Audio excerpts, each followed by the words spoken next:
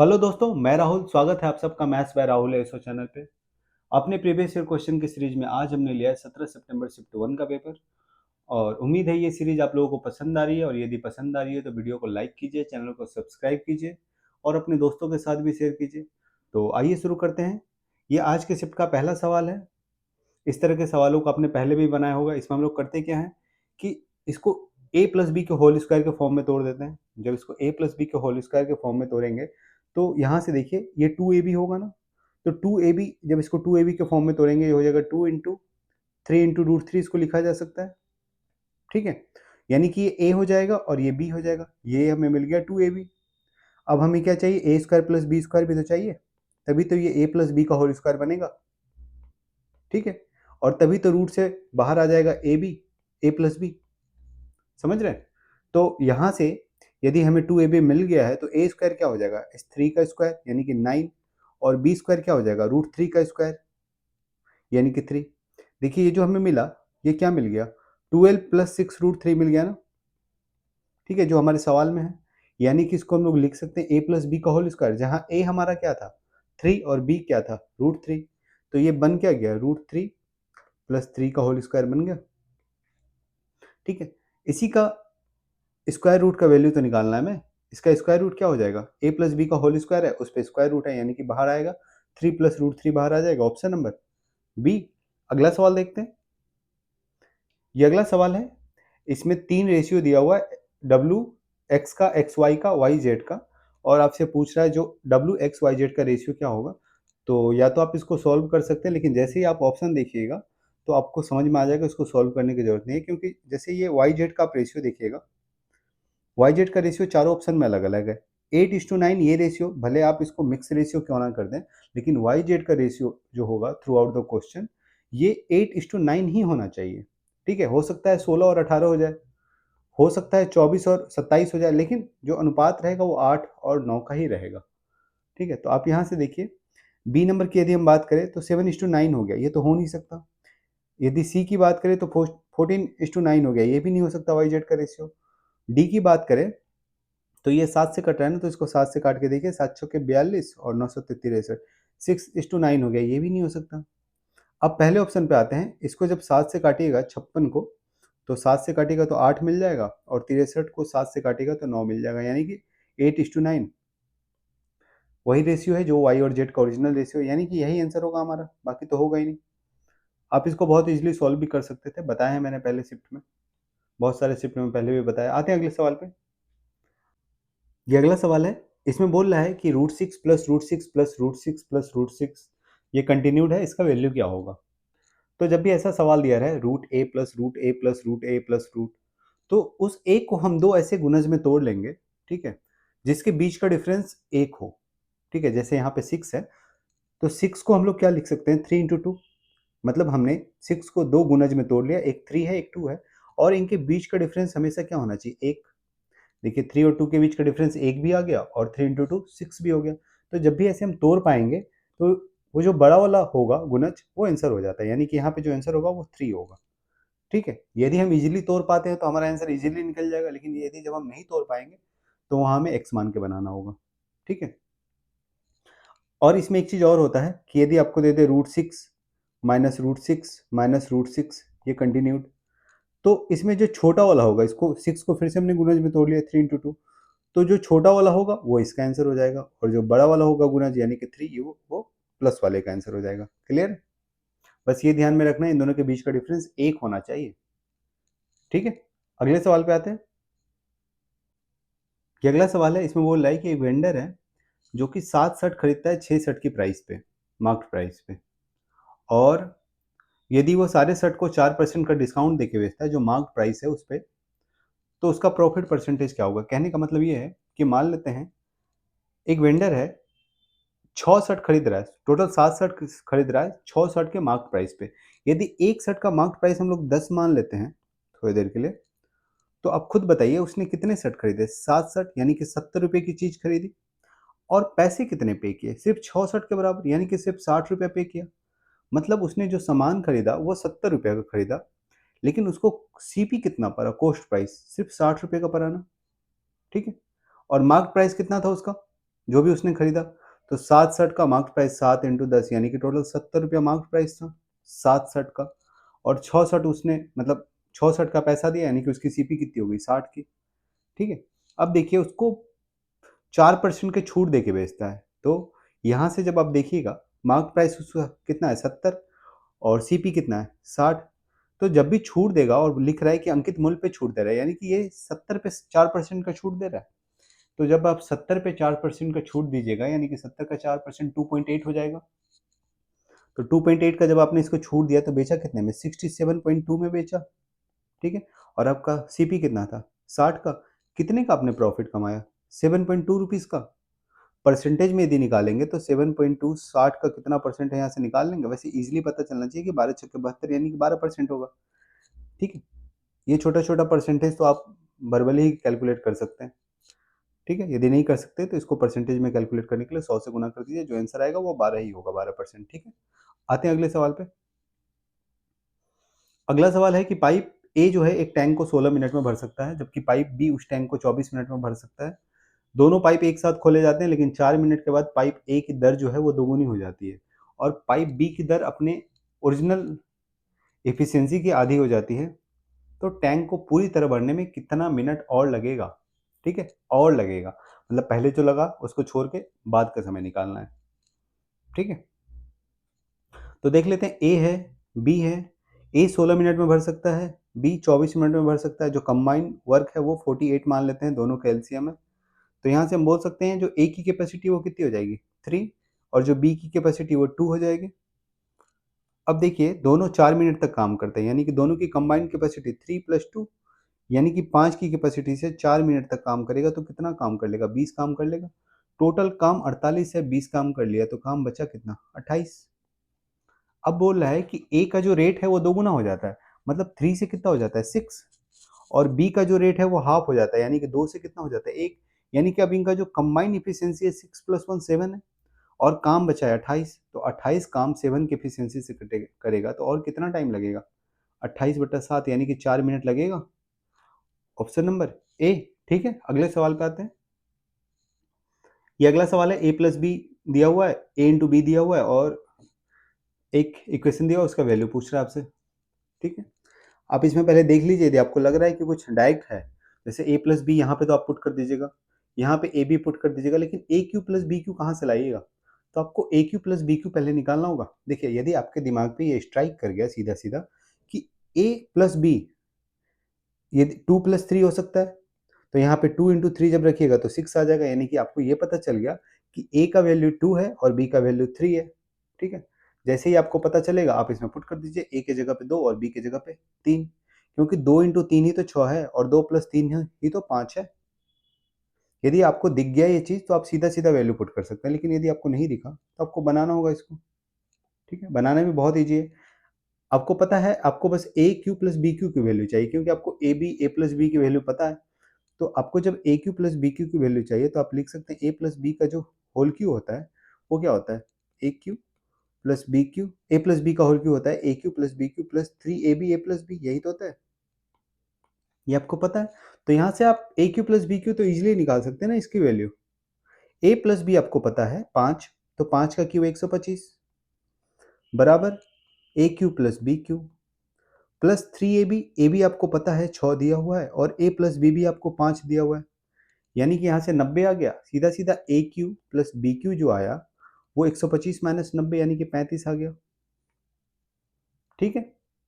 अब आप इस इक्वेशन में पुट कर दीजिएगा ए क्यू प्लस बी क्यू का वैल्यू यहाँ पे यहाँ पुट कीजिएगा तो 35 का ये क्या हो जाएगा स्क्वायर और माइनस में ये पूरा पूरा क्या है 3ab और a प्लस बी का होल स्क्वायर है। देख लीजिए आप ये पूरे का स्क्वायर है ना। अब आपको इसमें सबकी वैल्यू पता है। पहले 35 का स्क्वायर कितना होता है 1225 और माइनस 3ab तो 3ab कितना है 6 और a प्लस बी कितना है 5 का होल स्क्वायर। 6 5 30 दिया 90 और 90 का स्क्वायर 8100 यानी कि 1225 माइनस 8100। ठीक है। देख के लग रहा है कि जो आंसर आएगा वो 6000 समथिंग आएगा और माइनस में आएगा क्योंकि ये वाली वैल्यू बड़ी है। तो ऑप्शन नंबर ए। ठीक है। अगले सवाल पे आते हैं। अगला सवाल है कि 10,000 का राशि है, 10,000 अमाउंट है, सॉरी 10,000 का सम है, और उसको 2 पार्ट में मतलब उधार पे दिया जाता है। एक 7%, एक हिस्से से 7% पर एनम इंटरेस्ट मिलता है सिंपल इंटरेस्ट, और एक हिस्से से 12% पर एनम सिंपल इंटरेस्ट मिलता है। दो तरह का इंटरेस्ट है, 7% और 9%। और उसको 1 साल के बाद जो टोटल ब्याज मिलता है वो 900 रुपये का मिलता है। आप खुद बताइए कि यदि 10,000 रुपया है, उसका 900 रुपया ब्याज मिला, यानी कि कितना परसेंट मिल रहा है? तो 10,000 का 1% 100 हो जाएगा ना।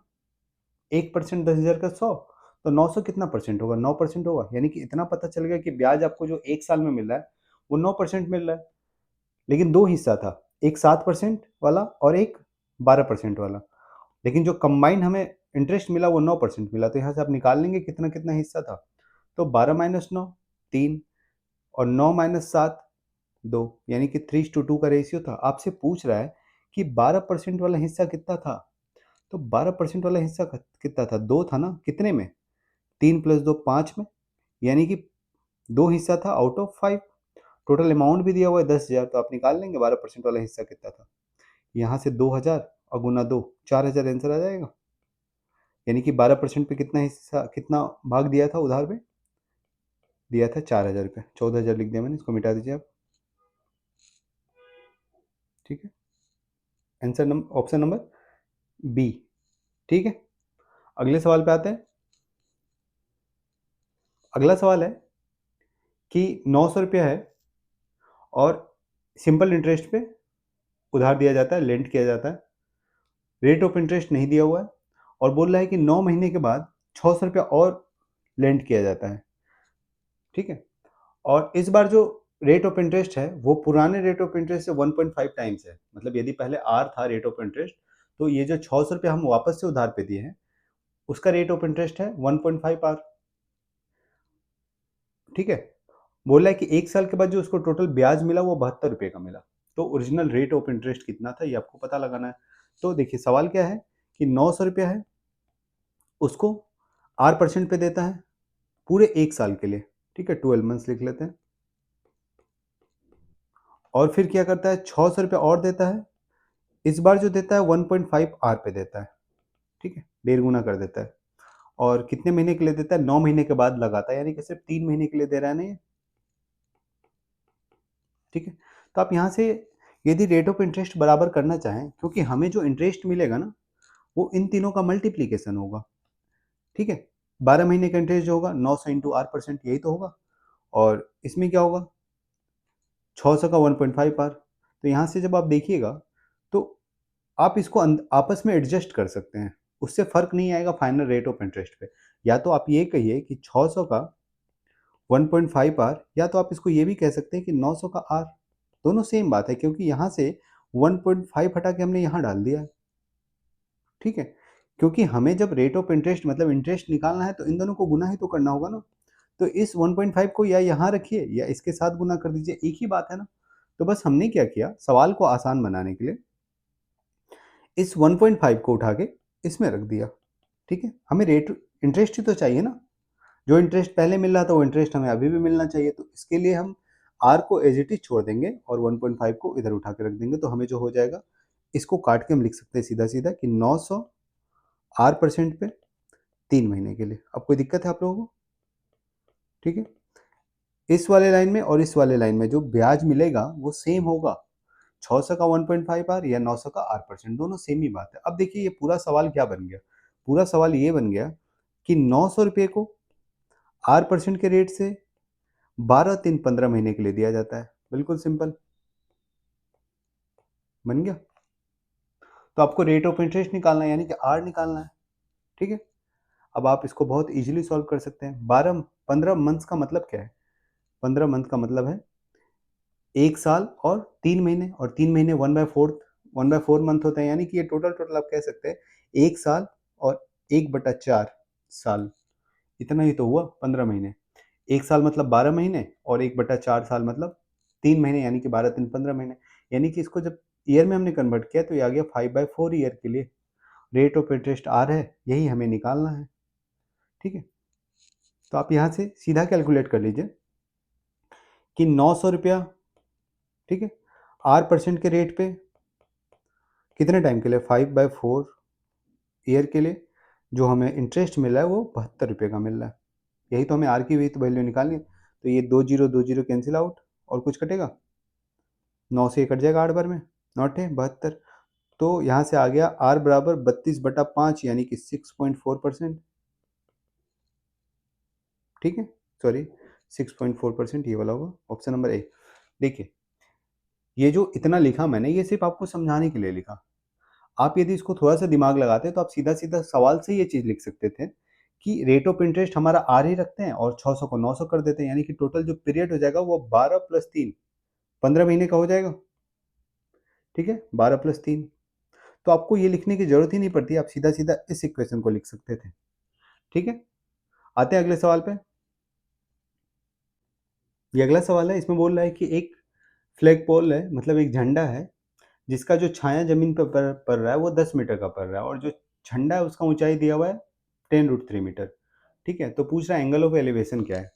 ठीक है, बहुत ही आसान सवाल है। ये झंडा है, इसका लेंथ दिया हुआ है 10√3 और इसका जो छाया पड़ रहा है उसका लेंथ दिया हुआ है 10। आपसे पूछ रहा है जो सन है वो कितना, एंगल ऑफ एलिवेशन क्या है सन का, मतलब इस थीटा का वैल्यू पूछ रहा है आपसे। ठीक है, तो यहाँ से आपको पता है टेन थीटा क्या होता है, पी बाई बी। तो टेन थीटा जब आप इसको लगाइएगा तो ये आ जाएगा पी बाई बी यानी कि 10√3/10, यही तो होगा। तो यहाँ से टेन थीटा कितना आ जाएगा √3, और टेन थीटा √3 कब होता है, जब थीटा इक्वल टू 60 डिग्री होता है। थीटा 60 पे ही तो √3 होता है, तो थीटा का वैल्यू क्या हो जाएगा 60। अगला सवाल देखते हैं। अगला सवाल है कि एक खोखला स्पेयर है, ठीक है, और इसका जो आउटर रेडियस है वो 10 सेंटीमीटर का है और इनर रेडियस दिया हुआ नहीं है। वैसे जो खोखला जो भी चीज होगा उसका एक आउटर रेडियस होगा, एक इनर रेडियस होगा। ठीक है, और इससे गला के 50 छोटे छोटे स्पेयर बनाए जाते हैं और उन सब का रेडियस 2 सेंटीमीटर है। ठीक है, एक बड़े गोले को पिघला के छोटा छोटा 50 गोला बनाया जाता है। सीधी सीधी बात यह है। तो जो छोटा गोला बनाया जाता है, जो बड़ा गोला है उसका इनर रेडियस कितना है। ठीक है, तो जो बड़ा वाला स्पेयर है उसमें एक इनर एक आउटर रेडियस होगा, उसका जब हम लोग वॉल्यूम निकालेंगे, क्योंकि जब भी कोई चीज को गला के दूसरी चीज बनाते हैं तो दोनों का वॉल्यूम बराबर होता है, आयतन बराबर होता है। तो जो बड़ा वाला खोखला गोला है उसका आयतन क्या होगा, उसका वॉल्यूम होता है 4/3। स्पेयर का वॉल्यूम क्या होता है 4/3 पाई r³ माइनस r³। ठीक, ये आउटर रेडियस ये इनर रेडियस इक्वल टू, इसको गला के छोटे छोटे 50 गोले बनाए जाते हैं, स्पेयर बनाए जाते हैं जिसका रेडियस 2 सेंटीमीटर है। ठीक है, तो 50 इंटू छोटा वाला स्पेयर का वॉल्यूम यानी कि 4/3 पाई r³ और r की वैल्यू दी हुई है छोटे वाले जो स्पेयर है उसका, यानी कि 2 का क्यूब। ठीक है, यहाँ से जो कट रहा है उसको काट देते हैं। 4/3 पाई कैंसिल आउट। हालांकि ये आपको पहले पता होना चाहिए था कि ये कैंसिल आउट ही होना है, तो इसको आपको लिखना ही नहीं है। अब यहाँ से देखिए r³ जो है बड़ा वाला आउटर रेडियस दिया हुआ है 10, तो 10 का क्यूब 1000 और माइनस यही निकालना है हमें कि इनर रेडियस कितना होगा। ठीक है, जो बड़ा वाला स्पेयर है ओरिजिनल स्पेयर उसका इनर रेडियस कितना होगा, यानी कि r की वैल्यू निकालनी है आपको। यहाँ से यह आ जाएगा 50 और इंटू 2 का क्यूब 8 यानी कि कितना 4000। अब यहाँ से देखिए जो r³ आया वो 10,000 माइनस 4000 यानी कि 6000 आ जाएगा। ठीक है, 10,000 माइनस 4000 मैंने गलत लिखा है यहाँ पे, ये 400 है। ठीक है, ये 50 × 8, 50 × 8 तो 400 होगा ना, तो r³ कितना आ गया 600। अब r³ 600 आ गया तो आप बताइए कि r की वैल्यू क्या होगी। 8 का जो क्यूब होता है वो 512 होता है, तो 8 से थोड़ा सा बड़ा होगा। ठीक है, तो ऑप्शन नंबर ए। अगला सवाल, ये अगला सवाल है, इसमें बोल रहा है कि एक हेमिस्फीयर है यानी कि अर्धगोला, उसका वॉल्यूम जो है वो कर्व सरफेस एरिया के 4 गुना है, मतलब उसी अर्धगोले के कर्व सरफेस एरिया का 4 गुना है। तो जब आप हेमिस्फीयर का यानी कि अर्धगोले के वॉल्यूम का बात करते हैं तो क्या होता है 2/3 पाई r³। ठीक है, ये उसका वॉल्यूम हो गया आयतन, और ये 4 गुना है किसके, उसके कर्व सरफेस एरिया का। और जो हेमिस्फीयर होता है उसका कर्व सरफेस एरिया होता है 2 पाई r²। यहाँ से आपको r की वैल्यू निकालने बोल रहा है, तो ये देखिए 2 पाई कैंसिल आउट हो जाएगा, r² कट जाएगा, यहाँ एक r बचेगा। यहाँ से r जो बचा वो 4 × 3 यानी कि 12 बचा, ऑप्शन नंबर ए। ठीक है, अगले सवाल पे आते हैं। ये अगला सवाल है, इसमें बोल रहा है कि एक क्यूबाइड है, मतलब घनाभ है, उस पे मिनिमम कितने कट मारे जाएं ताकि वो 8 इक्वल पार्ट में डिवाइड हो जाए। ठीक है, तो इसके लिए एक फॉर्मूला दिमाग में रखिएगा आप लोग। एक फॉर्मूला होता है x प्लस वन, ठीक है, इंटू वाई प्लस वन और इंटू जेड प्लस वन। ठीक है, ये क्या चीज़ का फॉर्मूला है? ये नंबर ऑफ पार्ट्स का है, मतलब कितने टुकड़े हुए इसका फॉर्मूला है। अब देखिए यहाँ पे एक्स वाई जेड जो है वो नंबर ऑफ कट है कि हमने कितने कट मारे। चूंकि घनाभ में 3 डायमेंशन होते हैं ना, एक लंबाई होती है, एक चौड़ाई होती है, एक ऊंचाई होती है। क्योंकि घनाभ 3D फिगर है और किसी भी 3D फिगर में 3 डायमेंशन होते हैं, लंबाई चौड़ाई और ऊंचाई। तो उसी तरह घनाभ में भी 3 डायमेंशन है। अब इसमें जो हम कट लगा रहे हैं, लंबाई की तरफ से भी लगा सकते हैं, चौड़ाई की तरफ से भी लगा सकते हैं, ऊंचाई की तरफ से भी लगा सकते हैं, या तीनों तरफ से लगा सकते हैं। कैसे भी हम कट लगा सकते हैं, लेकिन हमें कट करने हैं मिनिमम, और टुकड़े चाहिए 8। तो हमें जो है ये इक्वल टू 8 चाहिए। ये जो x है ये बताता है कि हमने लंबाई की तरफ कितने टुकड़े लगाए, y बताता है कि ऊंचाई की तरफ कितने टुकड़े मारे, और z बताता है कि हमने चौड़ाई पे कितने टुकड़े किए। ठीक है, 3 डायमेंशन पे कितने कितने कट मारे। ठीक है, तो यदि हम तीनों तरफ से एक एक कट मार दें, यानी कि ये 1 प्लस 1 2 हो जाएगा, ये 2 हो जाएगा, और ऊंचाई की तरफ से भी 2 कट मार दे तो 1 प्लस 1 2 हो जाएगा। ठीक है, तीनों डायमेंशन की तरफ से 1 1 एक एक कट मार दिया हमने, तो 2 इंटू टू इंटू टू, तो कितने कट आ जाएंगे, कितने पार्ट्स आ जाएंगे? 8 पार्ट आ गए ना। यानी कि हमें एक्स वाई और जेड तीनों की वैल्यू एक रखनी होगी। ठीक है, वैसे भी जब भी हमको मिनिमम कट लगाना हो तो एक्स वाई जेड को हमें इक्वल ही रखना होगा। तो यदि हम तीनों को एक एक एक रख देंगे तो हमें जो मिलेगा वो 2 2 2 मिल जाएगा, 2 इंटू टू इंटू टू, यानी कि 8 8 टुकड़े में बट गया। और हमने कट कितने लगाए? हर तरफ से एक कट लगाए, यानी कि टोटल 3 कट लगाए। लंबाई की तरफ से एक, चौड़ाई की तरफ से एक, और ऊंचाई की तरफ से एक। ठीक है, यानी कि कितने कट लगाए हमने? 3। और हमें जो टोटल टुकड़े मिले इक्वल, वो कितने मिल गए? 8। ठीक है, अगले सवाल पे आते हैं। अगला सवाल है कि एक कोण है शंकु, उसके हाइट को 3 गुना कर दिया गया और त्रिज्या को आधा कर दिया गया, तो उसके वॉल्यूम में क्या चेंज आएगा? तो जो शंकु का वॉल्यूम होता है वो क्या होता है? 1/3 पाई आर स्क्वायर एच, यही तो होता है। ठीक है, अब हम लंबाई चौड़ाई में जो भी चेंज करें, लंबाई और त्रिज्या में, ठीक है, हमारा 1/3 तो नहीं बदलने वाला है ना, इसको हम लोग हटा देते हैं। हम लोग सीधा ये देख लेते हैं, पहले पाई सॉरी आर स्क्वायर एस था, अब क्या हो जाएगा? तो इसमें त्रिज्या को हमने आधा किया, यानी कि आर को r/2 कर दिया, तो आर की जगह पे r/2 हो जाएगा होल स्क्वायर, इंटू हाइट को हमने क्या किया? 3 गुना कर दिया, यानी कि h की जगह पे 3h कर दिया। तो पहले हमारा जो वॉल्यूम था वो आर स्क्वायर एस था, और अब जो हमारा वॉल्यूम आया वो है आर स्क्वायर एच और 3/4, या यानी कि पहले का कितना हो गया? 3/4 हो गया ना। तो यही आपसे सवाल पूछ रहा है कि क्या चेंज होगा। तो option number B, become 3/4 of the original, मतलब ओरिजिनल का 3/4 हो गया। ठीक है, अगले सवाल पे आते हैं। साइन थीटा इक्वल टू 12/13 दिया हुआ है, टेन थीटा का वैल्यू पूछ रहा है। और साइन थीटा होता क्या है? साइन थीटा होता है p/h। ठीक है, यदि p 12 है, h 13 है, तो बेस 12 5 और 13 ट्रिपलेट होता है ना, 5 12 और 13 ट्रिपलेट होता है, यानी कि p यदि 12 है, h 13 है, तो b कितना हो जाएगा? बेस 5 हो जाएगा। और टेन थीटा होता क्या है? p/b। टेन थीटा होता है p/b। p की वैल्यू हमें पता है 12 और b की वैल्यू भी पता चल गई 5, यानी कि tan theta 12/5, option number C. अगले सवाल पे आते हैं। ये अगला सवाल है, यहाँ टेन थीटा इक्वल टू 2 दिया हुआ है और ten A plus cot A की वैल्यू पूछ रहा है।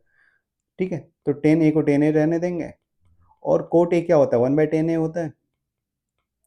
अब दोनों जगह हमें दो दो की वैल्यू रख देनी है, मतलब टेन ए की वैल्यू 2 है ना, तो यदि यहाँ रखेंगे 2 प्लस 1/2 तो कितना हो जाएगा? 2 2 4 1 5/2, ऑप्शन नंबर ए। ठीक है, अगले सवाल पे आते हैं। अगला सवाल है कि ये एक लाइन का इक्वेशन दिया हुआ है, इसका स्लोप क्या होगा? तो मैंने बताया था यदि कोई भी लाइन का इक्वेशन दिया रहा है तो आप उसको इस फॉर्मेट में तोड़ लीजिए, y equal to mx plus C. ठीक है, मतलब y को अकेला एक तरफ रखना है और दूसरी तरफ x को रखना है। तो जब हम इस फॉर्मेट में तोड़ेंगे इस इक्वेशन को, ठीक है, तो ये हो जाएगा 3y बराबर -2x+6, इसको लिख सकते हैं हम लोग। y को हमें अकेला करना है तो y को ऐसे रख देते हैं, 3 से डिवाइड कर देते हैं इधर, तो जगह -2/3x और प्लस 6/3 कितना हो जाएगा? 2। दोनों तरफ हमने 3 से डिवाइड कर दिया, तो यहाँ पे y अकेला बच गया। हमें y को अकेला करना था। अब यहाँ से देखिए जब दोनों इक्वेशन को आप कंपेयर कीजिएगा, ठीक है, तो आप बता दीजिएगा कि m का वैल्यू कितना आ रहा है यहाँ पे, जो x के साथ गुना है, मतलब जो x का कोफिशिएंट है, तो x का कोफिशिएंट कितना है, -2/3, और उसी को तो स्लोप बोलते हैं ना, m को ही तो स्लोप बोलते हैं हम लोग। तो m क्या है यहाँ पे, -2/3 है, यानी कि स्लोप क्या होगा इस इक्वेशन का, -2/3 होगा, ऑप्शन नंबर ए। ठीक है, अगले सवाल पे आते हैं।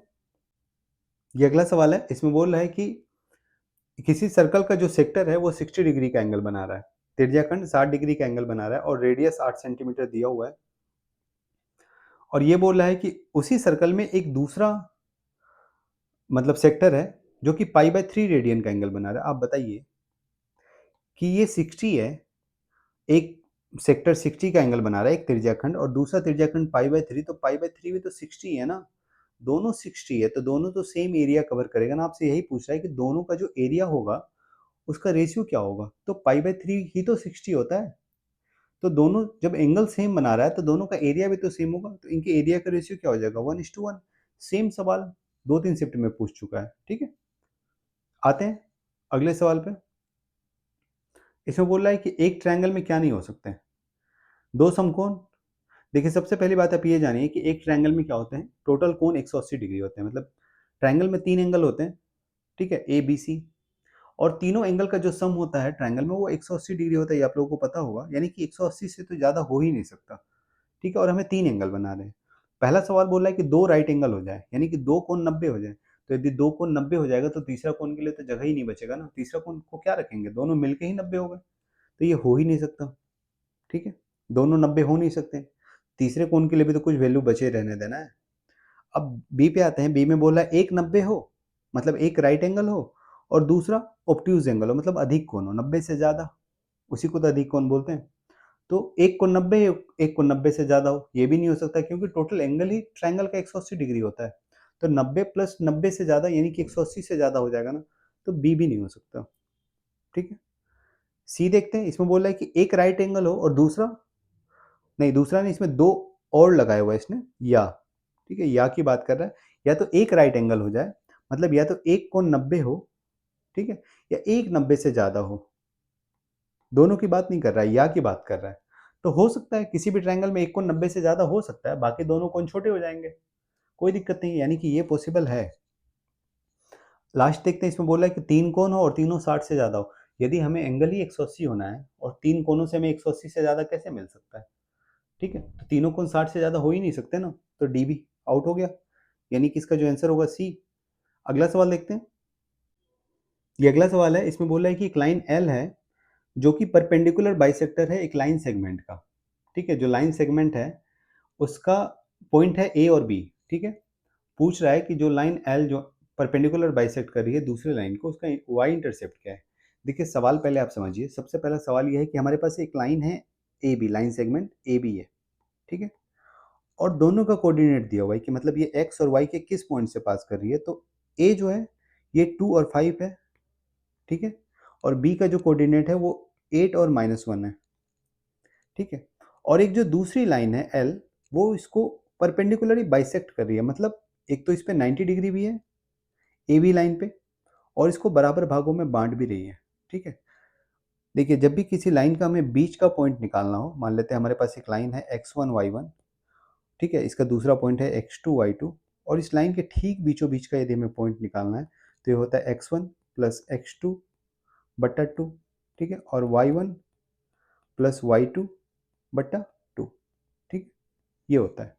हम दोनों को जोड़ देंगे x1 x2 को और 2 से डिवाइड कर देंगे, फिर y1 y2 को जोड़ के 2 से डिवाइड कर देंगे, ये हमारे बीच का पॉइंट निकलता है।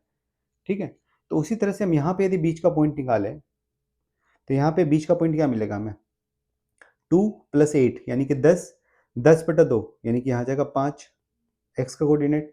वाई कोऑर्डिनेट का बात करेंगे तो ये होगा 5 और प्लस -1 यानी कि 4, 5 माइनस 1 4, 4 बटा 2 यानी कि 2 आ जाएगा।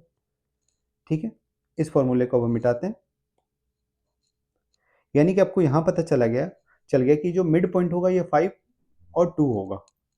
अब हमें क्या करना है, इस लाइन का वाई इंटरसेप्ट निकालना है, तो वाई इंटरसेप्ट निकालने के लिए हमें पहले इस लाइन का इक्वेशन चाहिए।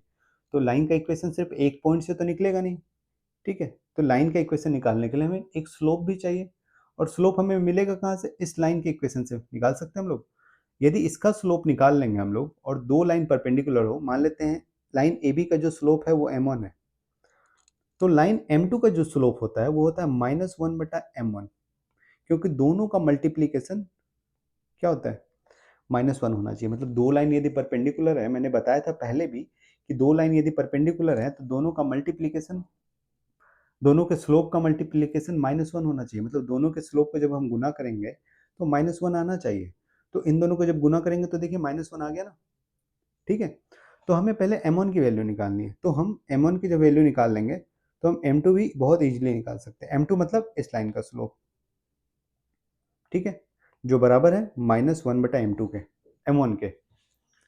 तो पहले हम लोग m1 निकालते हैं, तो आपको पता है m1 हम लोग कैसे निकालते हैं? m1 होता है y2 माइनस y1 बटा x2 माइनस x1।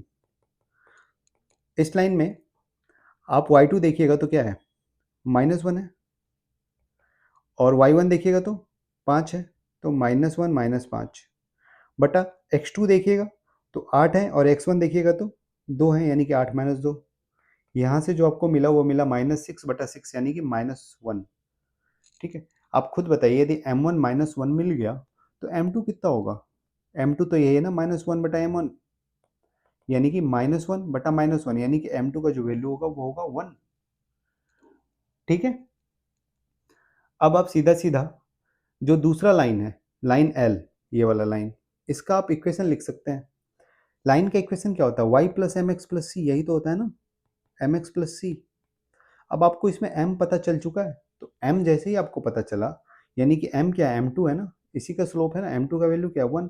तो आप इस m के जगह पे यदि आप 1 रख दीजिएगा तो आपको जो इक्वेशन मिलेगा वो मिलेगा y = x + c। कोई डाउट है? और जब भी हम लोग लाइन को इस फॉर्मेट में लिखते हैं y + mx + c, तो इसमें जो y इंटरसेप्ट होता है ये c होता है। इसी c को हम लोग क्या बोलते हैं?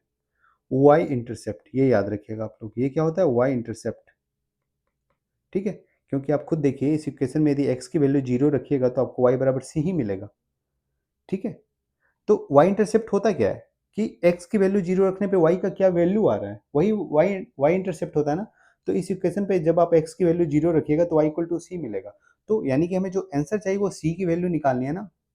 अब ये लाइन का इक्वेशन हमें मिला, इससे हमें c की वैल्यू निकालनी है, मतलब y इंटरसेप्ट निकालना है। तो c की वैल्यू निकालने के लिए इस लाइन के इक्वेशन में इस लाइन ये लाइन जो भी पॉइंट से गुजर रही है उस पॉइंट का मान रख देंगे। आपको पता है ये लाइन L है, ये 5 और 2 से तो गुजर रही है ना, तो आप यहाँ पे y का वैल्यू 2 और 5, x का वैल्यू 5 रख दीजिए, y का वैल्यू 2 और x का वैल्यू 5 रख दीजिए, c आपको ऑटोमेटिक मिल जाएगा कितना? -3, ऑप्शन नंबर ए, ठीक है। अभी तक के शिफ्ट में ये सबसे अच्छा सवाल मुझे लगा, ये ठीक ठाक सवाल था, मतलब इसमें थोड़ा दिमाग लगाना था, ठीक है। आते हैं अगले सवाल पे। अगला सवाल ये है कि जो ट्रायंगल ABC है उसका एरिया दिया हुआ है 16 सेंटीमीटर स्क्वायर, और एक और सिमिलर ट्रायंगल है DEF, ठीक है। और जो DEF का जो भुजा है वो ABC के भुजा का 2 गुना है। मतलब जो साइड का रेशियो है वो 1:2 है। मतलब ABC और DEF की बात करें तो इनका जो साइड है ये 1:2 के रेशियो में, मतलब DEF का जो साइड है वो 2 गुना है ABC से, सवाल में बोल रहा है, ठीक है। तो DEF का एरिया कितना होगा? जब साइड का जो रेशियो होता है उसका स्क्वायर होता है ना एरिया का रेशियो, तो एरिया का रेशियो क्या हो जाएगा? 1:4। अब ABC का एरिया दिया हुआ है, यानी कि एक की वैल्यू 16 सेंटीमीटर स्क्वायर दी हुई है, तो 4 की वैल्यू कितनी हो जाएगी? 4 गुना 16 यानी कि 64 centimetre square, option number C, ठीक है। अगले सवाल पे आते हैं। ये अगला सवाल है, इसका वैल्यू निकालना है, तो इसको कैलकुलेट करना थोड़ा मुश्किल है, तो हम क्या करेंगे, इसको 3 से डिवाइड करके देख लेंगे जो रिमाइंडर होगा। लेकिन उसके लिए पहले हम ऑप्शन में देखेंगे, क्या ऑप्शन में 3 से डिवाइड करने के बाद हमारे पास क्या रिमाइंडर बचेगा। तो यदि बी की बात करें तो बी 0 है, डी की बात करें तो डी को जब 3 से डिवाइड करेंगे तो एक ही बचेगा। यदि ए की बात करें तो ये इसका डिजिटल सम कितना हो जाएगा? 9, 6 + 9, 6 + 5 11 + 2 13। 13 को जब 3 से डिवाइड करेंगे तो यहाँ से जो रिमाइंडर आएगा वो आएगा -1, ठीक है। अब यहाँ आते हैं, एक सेकेंड, -1 ही आएगा ना, 9 6 5 11 12 13, 13 में से 12 चला गया, -1। यहाँ देखते हैं ये 9, ये 9 कैंसिल हो गया 3 से, बचा कितना 6 5 11, 11 को जब 3 से डिवाइड करेंगे तो 9 चला जाएगा, यानी कि यहाँ से जो रिमाइंडर आएगा वो आएगा -2। ठीक है, -1 रिमाइंडर का मतलब क्या है, जब 3 से डिवाइड करते हैं -1 रिमाइंडर आता है तो उसको 2 भी लिखते हैं ना हम लोग। ठीक है, और 3 से डिवाइड करने पे यदि रिमाइंडर -2 आ रहा है तो उसको 1 भी लिखते हैं ना। ठीक है, अब हम लोग आंसर चेक कर रहे हैं, मतलब सवाल चेक कर रहे हैं कि सवाल को जब 3 से डिवाइड कर रहे हैं तो हमारा रिमाइंडर क्या बच रहा है। ठीक है, अब जैसे इस 44 का क्यूब को देखिएगा, तो 44 को जब डिवाइड कीजिएगा तो 42 तो 3 से कट जाएगा ना, यानी कि 2 का क्यूब बचेगा। 42 3 से कट जाएगा, 14 तिया 42। तो आपको जो यहाँ रिमाइंडर मिलेगा 2 का क्यूब मिलेगा 3 से डिवाइड करने पे। अगला देखते हैं, 35 को जब आप 3 से डिवाइड कीजिएगा तो 33 कट जाएगा, 2 बचेगा, तो 2 का पावर क्यूब बचेगा यहाँ से भी। इसके बाद देखते हैं, यहाँ पे 17 तिया 51 कट जाएगा तो क्या बचेगा, यहाँ पे भी 2 का क्यूब बचेगा और -1 है, यानी कि -2 का क्यूब बचेगा 3 से डिवाइड करने पे। इसको देखते हैं, तो ये 9 5 1 6, ये तो 3 से डिवाइड ही हो जाएगा, तो यहाँ से कुछ रिमाइंडर मिलेगा नहीं। हमें जो रिमाइंडर मिला वो कितना मिला, 8 प्लस 8 और -8, ये दोनों कैंसिल आउट, यानी कि हमें जो रिमाइंडर मिला वो 8 मिला 3 से डिवाइड करने पे, लेकिन ये और डिवाइड होगा 3 से, 3 से फिर से डिवाइड कर दिया, तो हमें अब जो रिमाइंडर मिला वो कितना मिला, 2। मतलब यदि हमने सवाल को 3 से डिवाइड किया तो हमें रिमाइंडर 2 मिला, और कौन सा ऑप्शन है जिसको जब 2 3 से डिवाइड कर रहे हैं तो रिमाइंडर 2 दे रहा है, तो ऑप्शन नंबर ए है ना। ठीक है, तो मैंने सवाल को और ऑप्शन को दोनों को 3 से डिवाइड करके देख लिया, दोनों में रिमाइंडर सेम होना चाहिए। ठीक है, तो इससे हमारा बन गया। आप चाहते तो इसमें डिजिटल सम भी लगा सकते थे, हर एक मतलब वैल्यू पे, हर एक ऑप्शन पे डिजिटल सम लगा के देख लेते हैं। इसका डिजिटल सम 2 आता है, इसका 1 है, इसका 1 है। ठीक है, उसी तरह से सवाल पे भी लगा के देख सकते थे, वो भी आसान था। आप या तो डिजिटल सम लगा लीजिए या तो किसी भी नंबर से डिवाइड करके आप रिमाइंडर निकाल के देख लीजिए। ठीक है, अगले सवाल पे आते हैं। अगला सवाल है, sin A plus cos A equal to 5/4 दिया हुआ है, तो साइन 2a की वैल्यू निकालनी है। जैसे ही आप इस इक्वेशन को स्क्वायर करेंगे आपको आंसर मिल जाएगा। देखिए, जब साइन ए प्लस कोस ए का आप स्क्वायर करेंगे तो ये मिलेगा साइन स्क्वायर ए प्लस कोस स्क्वायर ए प्लस 2 साइन ए इंटू कोस ए, यही होगा ना, इक्वल टू 5/4 का स्क्वायर, यानी कि 25/16। इसकी वैल्यू 1 होती है। ठीक है, और इसी को तो हम लोग साइन 2a बोलते हैं ना। साइन 2a इक्वल टू क्या होता है, 2 साइन ए इंटू कोस ए, यही तो होता है। तो ये क्या आ गया हमारा, साइन 2a, यही तो है, बराबर 25/16। यहाँ से हमें साइन 2a मिल गया कितना, 25/16 -1, यानी कि 9/16, ऑप्शन नंबर डी। ठीक है, अगला सवाल देखते हैं।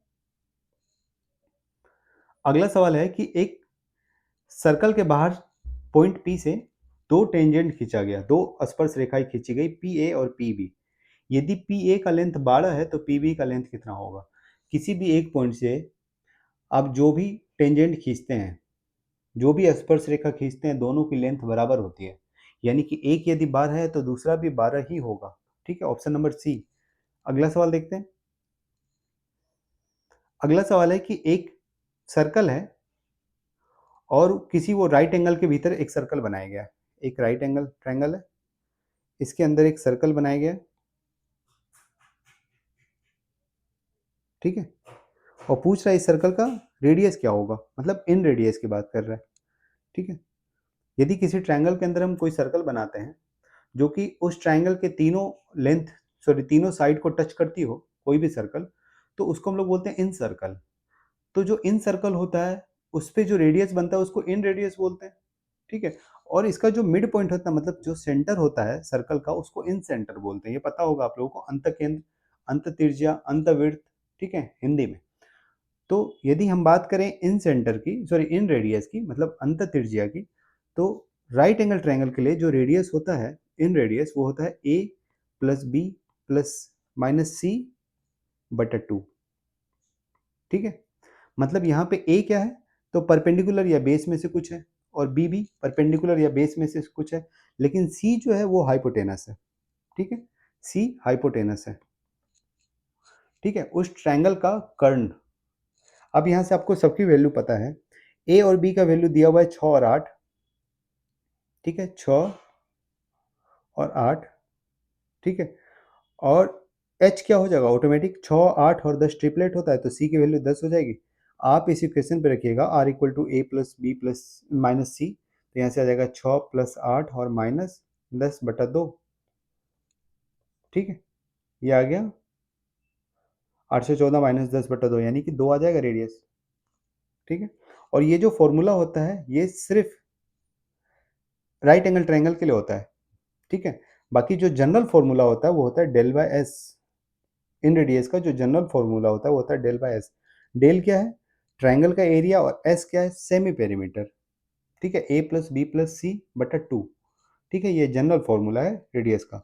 हालांकि इस सवाल में आपको इस फॉर्मूले की जरूरत नहीं थी, आप इस फॉर्मूले से सवाल बना सकते हैं। आप इसको भी यूज कर सकते हैं। ठीक है, लेकिन ये ज़्यादा लेंदी होगा, ये ज़्यादा आसान होगा। आते हैं अगले सवाल पे। ये आज का आखिरी सवाल है। इसमें ए बी और सी की वैल्यू दी हुई है और A plus B plus C equal to 0 दिया हुआ है, और आपसे पूछ रहा है A Q plus B cube plus C cube divided by 3 ABC का वैल्यू क्या होगा। देखिए, सबसे पहली बात, आपको इस सवाल में इसकी कोई ज़रूरत ही नहीं है। ठीक है, यदि आपके पास a plus B plus C equal to 0 दिया हो तो A Q plus B cube plus C cube जो होता है वो होता है 3 ABC। ये याद रखिएगा। यदि ये तीनों का सम 0 हो गया तो A Q plus B cube plus C cube equal to 3 ABC होता है। ये आप याद रखिएगा। ठीक है, तो यहाँ से जब आप बात करेंगे A Q plus B cube plus C cube, ठीक है, डिवाइडेड बाई 3 ABC, तो ये क्या हो जाएगा, 1 के बराबर हो जाएगा ना। यही तो आपसे पूछ रहा है, तो इसका वैल्यू आंसर क्या हो जाएगा, सी, 1। ठीक है, हो गया खत्म आज का। मिलते हैं अगले शिफ्ट के साथ, और उम्मीद है आप लोगों को वीडियो पसंद आ रहा है। वीडियो यदि पसंद आ रहा है तो ज़्यादा से ज़्यादा लाइक कीजिए, चैनल को सब्सक्राइब कीजिए। मिलते हैं अगले शिफ्ट के सवालों के साथ, तब तक के लिए बाय।